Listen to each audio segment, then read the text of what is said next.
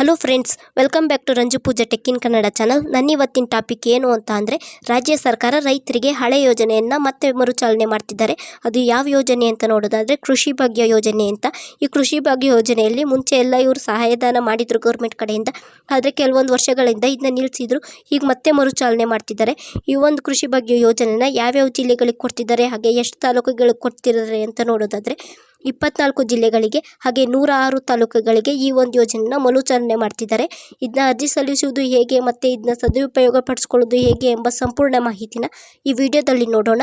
ನೋಡೋದಕ್ಕಿಂತ ಮುಂಚೆ ಇನ್ನೂ ಯಾರ್ಯಾರು ನಮ್ಮ ಚಾನಲನ್ನು ಸಬ್ಸ್ಕ್ರೈಬ್ ಮಾಡ್ಕೊಂಡಿಲ್ಲ, ಫಸ್ಟ್ ಟೈಮ್ ನಮ್ಮ ಚಾನಲ್ನ ವಿಸಿಟ್ ಮಾಡ್ತಿದ್ದೀರಾ ಅಂತ ಅಂದರೆ ಈಗಲೇ ಸಬ್ಸ್ಕ್ರೈಬ್ ಮಾಡ್ಕೊಳ್ಳಿ. ನೀವು ಮಾಡೋ ಒಂದು ಸಬ್ಸ್ಕ್ರೈಬಿಂದ ನಮಗೆ ಇನ್ನೂ ಹೆಚ್ಚಿನ ವೀಡಿಯೋಸ್ ಮಾಡೋದಕ್ಕೆ ಮೋಟಿವೇಶ್ನಲ್ ಆಗಿ ಸಿಗುತ್ತೆ. ಈಗ ವಿಡಿಯೋ ಶುರು ಮಾಡೋಣ ಬನ್ನಿ. ಈಗ ನಾವು ಮೊದಲಿಗೆ ಕೃಷಿ ಭಾಗ್ಯ ಯೋಜನೆಯಿಂದ ನಮ್ಮ ರೈತರುಗಳಿಗೆ ಏನೇನು ಉಪಯೋಗಗಳಿದೆ ಅನ್ನೋದನ್ನ ಮೊದಲು ತಿಳಿಯೋಣ.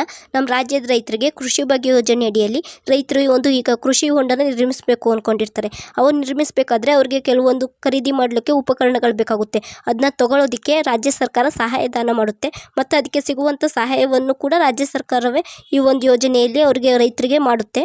ಇದರಿಂದ ನೀವು ಈ ರೀತಿಯಾಗಿ ಉಪಯೋಗನ ಪಡ್ಕೋಬೋದು ರಾಜ್ಯ ಸರ್ಕಾರದಿಂದ. ಹಾಗೆ ಈ ಕೃಷಿ ಭಾಗ್ಯ ಯೋಜನೆ ಅಡಿಯಲ್ಲಿ 90% ಸಹಾಯಧನ ಮಾಡ್ತಾರೆ. ಏನಕ್ಕೆ ಸಹಾಯಧನ ಮಾಡ್ತಾರೆ ಅಂತ ಅಂದರೆ, ಅವರು ಕೃಷಿ ಹೊಂಡ ನಿರ್ಮಿಸಲು ಏನೇನು ಉಪಕರಣಗಳು ಬೇಕಾಗುತ್ತಲ್ಲ ಅದನ್ನ ಖರೀದಿ ಮಾಡೋಕ್ಕೋಸ್ಕರ ಸಹಾಯ ಮಾಡ್ತಾರೆ.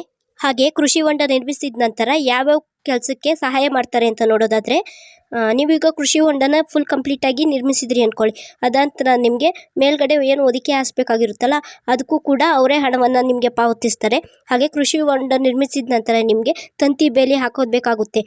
ಅದಕ್ಕೂ ಕೂಡ ನಿಮಗೆ 70% ಅಷ್ಟು ನಿಮಗೆ ಸಹಾಯಧನ ಮಾಡ್ತಾರೆ.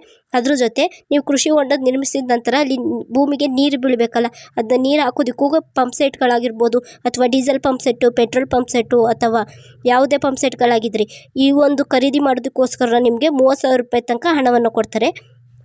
ಹಾಗೆ ಈ ರಾಜ್ಯ ಸರ್ಕಾರದಿಂದ ಮರುಚಾಲನೆಯಾದ ಕೃಷಿ ಭಾಗ್ಯ ಯೋಜನೆಗೆ ರೈತರಿಗೆ ಈ ಒಂದು ಯೋಜನೆಯಿಂದ ತುಂಬ ಅನುಕೂಲವಾಗಿದೆ. ಅದನ್ನ ಈ ಒಂದು ಯೋಜನೆಗೆ ಅರ್ಜಿನ ಹೇಗೆ ಸಲ್ಲಿಸೋದು ಅಂತ ನೋಡೋದಾದರೆ, ರೈತರು ತಮ್ಮ ಮನೆ ಹತ್ರ ಏನಿರುತ್ತಲ್ಲ, ಹೋಬಳಿ ಆಗಿರ್ಬೋದು ಅಥವಾ ಕೃಷಿ ಕಚೇರಿ ಆಗಿರ್ಬೋದು, ಅಲ್ಲಿಗೆ ಹೋಗಿ ನೀವು ನಿಮ್ಗೆ ಬೇಕಾದಂಥ ದಾಖಲೆ ಜೊತೆ ಇಲ್ಲಿಗೆ ಹೋಗಿ ಅರ್ಜಿನ ಸಲ್ಲಿಸ್ಬೋದು. ಅದ್ರ ಅರ್ಜಿ ಸಲ್ಲಿಸುವಂಥ ಒಂದು ಲಿಂಕ್ ಕೂಡ, ವೆಬ್ಸೈಟ್ ಲಿಂಕ್ನ ನೀನು ಈ ಸ್ಕ್ರೀನ್ ಮೇಲೆ ಕೊಟ್ಟಿರ್ತೀರಿ, ನೀವು ಅದ್ರ ಮುಖಾಂತರ ನೋಡಿ ಚೆಕ್ ಮಾಡ್ಕೋಬೋದು. ಈ ಒಂದು ಕೃಷಿ ಯೋಜನೆಗೆ ನೀವು ಅರ್ಜಿನ ಸಲ್ಲಿಸಬೇಕು ಅಂತ ಅಂದರೆ ಅದಕ್ಕೆ ಏನೇನು ದಾಖಲೆಗಳು ಬೇಕು ಅಂತ ನೋಡೋಣ. ನಿಮ್ಮದು ಫಸ್ಟ್ ಅರ್ಜಿ ನಮೂನೆ ಬೇಕಾಗುತ್ತೆ, ಆಧಾರ್ ಕಾರ್ಡು, ಹಾಗೆ ನಿಮ್ಮದು ಖಾತೆಯ ವಿವರ, ಬ್ಯಾಂಕ್ ಪಾಸ್ಬುಕ್ಕು, ಉದ್ದಾರಿ, ರೇಷನ್ ಕಾರ್ಡು, ಹಾಗೆ FID, ಹಾಗೆ ನಿಮ್ಮದೊಂದು ಪಾಸ್ಪೋರ್ಟ್ ಸೈಜ್ ಫೋಟೋ. ಈ ಒಂದೆಲ್ಲ ಪ್ರೂಫ್ಗಳು ನಿಮ್ಮ ಹತ್ರ ಇದ್ದು ಅಂತ ಅಂದರೆ ಈ ಒಂದು ಅರ್ಜಿನ ನೀವು ಹಾಕ್ಬೋದು. ಹಾಗೆ ಈ ಒಂದು FIDಯಿಂದ ರೈತರಿಗೆ ಏನೇನು ಸೌಲಭ್ಯಗಳು ಸಿಗುತ್ತೆ, ಹಾಗೆ ಎಷ್ಟು ಸಹಾಯಧನ ಸಿಗುತ್ತೆ ಅಂತ ನೋಡೋದಾದರೆ, ಈ ಒಂದು ರೈತರಿಗೆ ಕೃಷಿ ಹೊಂಡ ನಿರ್ಮಿಸಲು 70% 90% ತನಕ ಈ ಒಂದು ಯೋಜನೆಯಿಂದ ಸಹಾಯಧನ ಸಿಗುತ್ತೆ. ಅದರಲ್ಲಿ ಕೃಷಿ ಹೊಂಡದ ಸುತ್ತಲೂ ತಂತಿ ಬೇಲಿ ಅಳವಡಿಸ್ಬೇಕಲ್ಲ, ಅದಕ್ಕೋಸ್ಕರ 75% ಸಹಾಯಧನ ಸಿಗುತ್ತೆ. ಹಾಗೆ ನೀವು ಪಾಲಿಥಿನ್ ಹೊದಿಕೆ, ಕೃಷಿ ಹೊಂಡಕ್ಕೆ ಮೇಲೆ ಏನು ಹೊದಿಕೆ ಹಾಸಬೇಕಲ್ಲ ಅದಕ್ಕೆ ಸರ್ಕಾರವೇ ನಿಮಗೆ ನೇರವಾಗಿ ಯಾವ್ಯಾವ ಸಂಸ್ಥೆಗಳಿಗೆ ಬೇಕು ಅದಕ್ಕೆ ಪಾವತಿ ಮಾಡುತ್ತೆ. ಹಾಗೆ ಪಂಪೆಟ್ಸ್ಗೋಸ್ಕರ ನೀವು 30,000 ರೂಪಾಯಿ ತನಕ ಈ ಒಂದು ಯೋಜನೆಯಿಂದ ಸಹಾಯಧನವನ್ನು ಪಡ್ಕೋಬೋದು.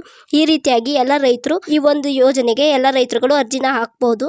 ಈ ಒಂದು ಮಾಹಿತಿ ನಿಮಗೆ ಇಷ್ಟ ಆಗಿದ್ರೆ ನಮ್ಮ ವಿಡಿಯೋಗೊಂದು ಲೈಕ್ ಕೊಡಿ, ಶೇರ್ ಮಾಡಿ, ಹಾಗೆ ನಮ್ಮ ಚಾನಲನ್ನು ಸಬ್ಸ್ಕ್ರೈಬ್ ಮಾಡಿ, ಹಾಗೆ ಪಕ್ಕದಲ್ಲಿರುವ ಬೆಲ್ ಐಕನನ್ನು ಕ್ಲಿಕ್ ಮಾಡಿ. ಬೆಲ್ ಐಕನ್ ಕ್ಲಿಕ್ ಮಾಡೋದ್ರಿಂದ ನಾವು ಹಾಕೋ ವಿಡಿಯೋಸ್ ನಿಮಗೆ ನೋಟಿಫಿಕೇಶನ್ ಮುಖಾಂತರ ಬರುತ್ತೆ. Thank you.